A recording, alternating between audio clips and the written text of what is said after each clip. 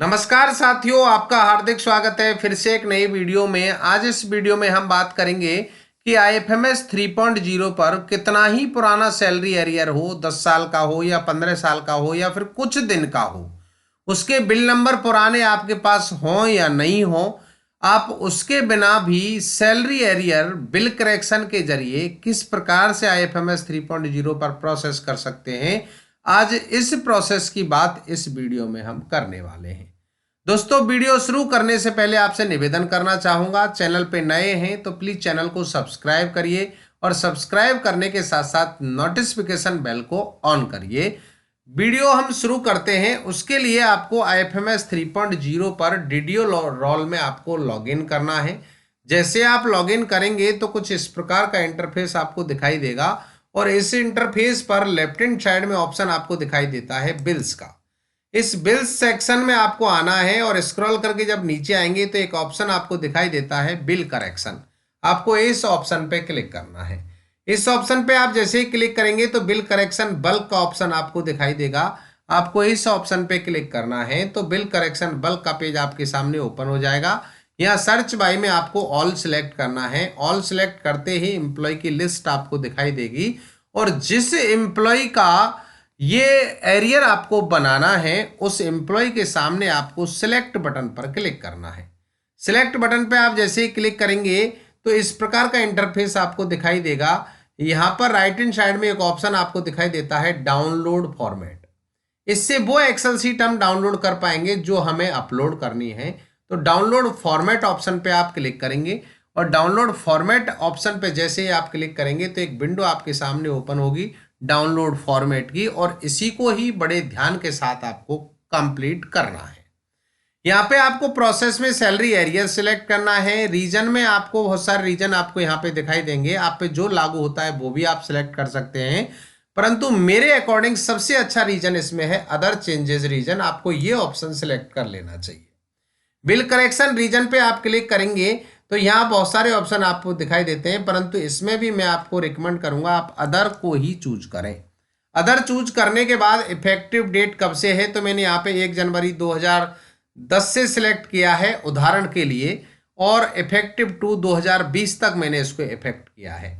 आपका कोई भी रेंज हो सकती है, कब से इफेक्टिव है आपका सैलरी एरियर, कब से बनना है वो डेट आप सिलेक्ट करेंगे। इफेक्टिव डू में कब तक बनना है वो डेट आप यहाँ पे सिलेक्ट करेंगे। आपकी डेट कोई भी हो सकती है।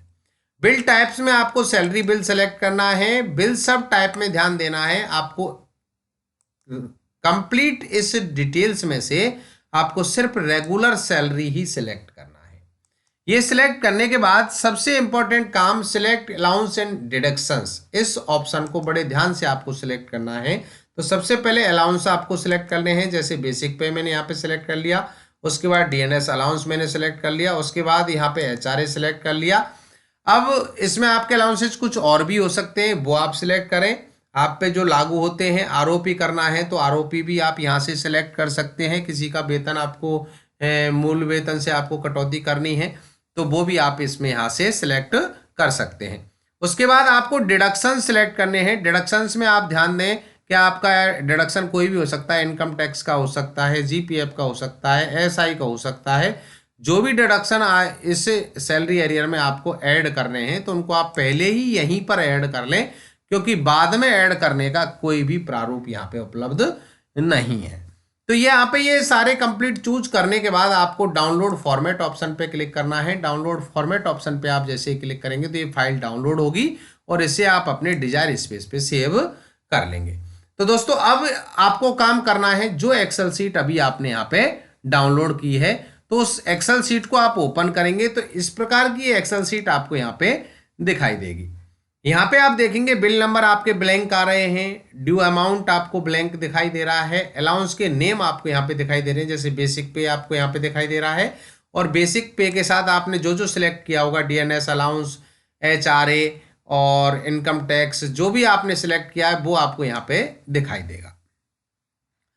यहाँ पे आपको बिल नंबर, ड्यू अमाउंट और ड्रॉन अमाउंट, ध्यान दें, बिल नंबर, ड्यू अमाउंट और ड्रॉन अमाउंट, 3 ऑप्शन में ही आपको काम करना है, बाकी किसी भी रो में आपको काम नहीं करना है। यहाँ पे आपको एंट्री किस प्रकार से करनी है वो मैं आपको बता दूं कि यहाँ पे आपको पे ईयर दिया गया है और पे ईयर के पहले आपको पे मंथ आपको यहाँ पे दिया गया है। तो आपने जो डिफरेंस शीट बनवाई है सैलरी एरियर की, उसके अकॉर्डिंग ही आपको यहाँ पे एंट्री करनी होती है।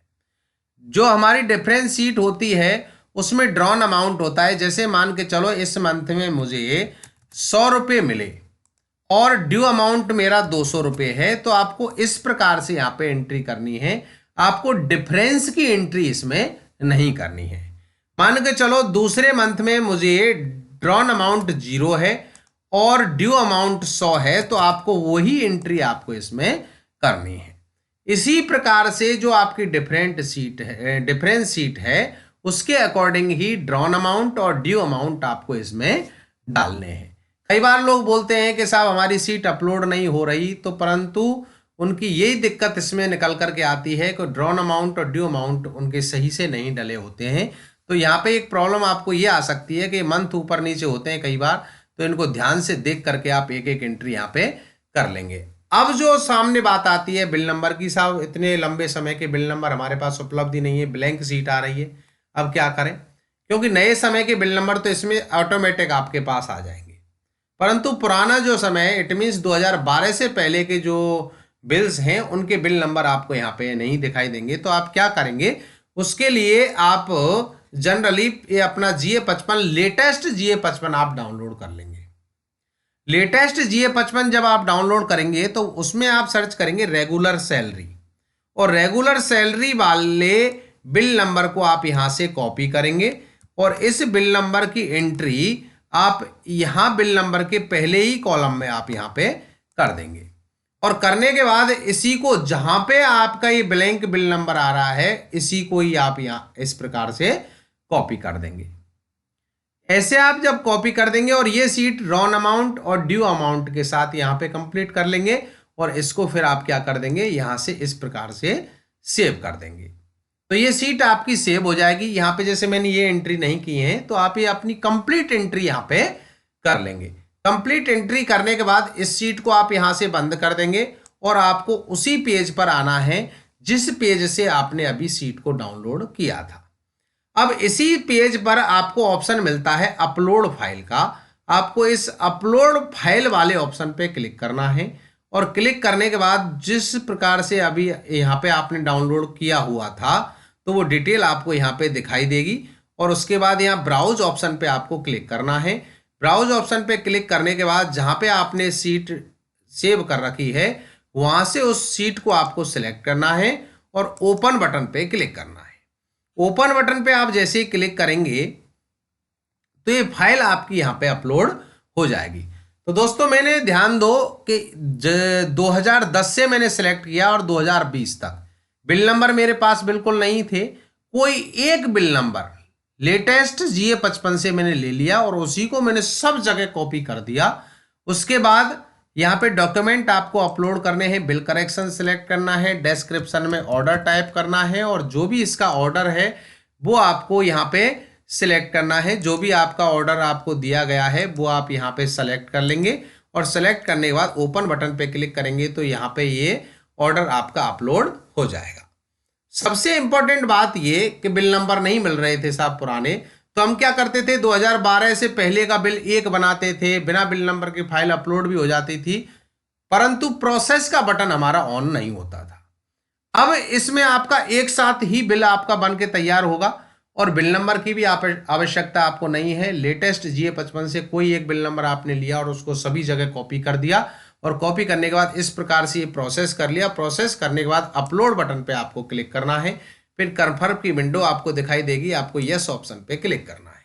यस ऑप्शन पे आप जैसे ही क्लिक करेंगे तो ये प्रोसेस होगा। प्रोसेस होने के बाद सक्सेसफुल का बटन आपको दिखाई देगा, डाटा सेव सक्सेसफुली आपको दिखाई देगा। आप ओके बटन पे क्लिक कर देंगे। ओके बटन पे आप जैसे ही क्लिक करेंगे तो अब यहाँ आपका जो दूसरा ऑप्शन था बिल करेक्शन में, बिल करेक्शन रिक्वेस्ट, इस ऑप्शन पे आपको क्लिक करना है।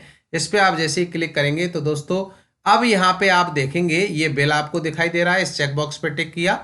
यहाँ पे ये प्रोसेस वाला बटन हमारा नहीं आ रहा था। अगर 2012 से पहले के बिल की जो एक्सेल सीट अपलोड कर रहे थे प्रोसेस नहीं होता था। अभी हम 2010 से लेकर के 20 तक का कर रहे हैं तो देखो प्रोसेस का बटन आपको यहाँ पे दिखाई दे रहा है, आप प्रोसेस के बटन पे क्लिक करेंगे, कंफर्म की विंडो आपको दिखाई देगी, यस ऑप्शन पे क्लिक करेंगे तो देखेंगे आपका ये बिल प्रोसेस भी हो गया। अब इस बिल को आगे भेजने के लिए आपको सैलरी एरियर बिल ऑप्शन पे क्लिक करना है, सैलरी एरियर पे क्लिक करना है। सैलरी एरियर पे आप क्लिक करेंगे तो ये बिल आपको यहाँ पे दिखाई देगा। यहाँ पे आपको आई बटन आपको दिखाई देता है जिससे आप रिपोर्ट चेक कर सकते हैं। उसके बाद जनरेट बिल ऑप्शन आपको दिखाई देता है जिससे आप बिल जनरेट करेंगे। अगर आपको गलत अपलोड हो गया है तो आप डिलीट बटन से इसको डिलीट भी कर सकते हैं। हमें बिल जनरेट करना है, अगर आपको फाइल चेक करनी है, सब इसकी रिपोर्ट चेक करनी है सही है नहीं है, तो आप आई बटन पे क्लिक करेंगे। आई बटन पे आप जैसे ही क्लिक करेंगे तो आपके सामने इस प्रकार की डिटेल आ जाएगी। इसको आप यहाँ से इस चेक भी कर सकते हैं।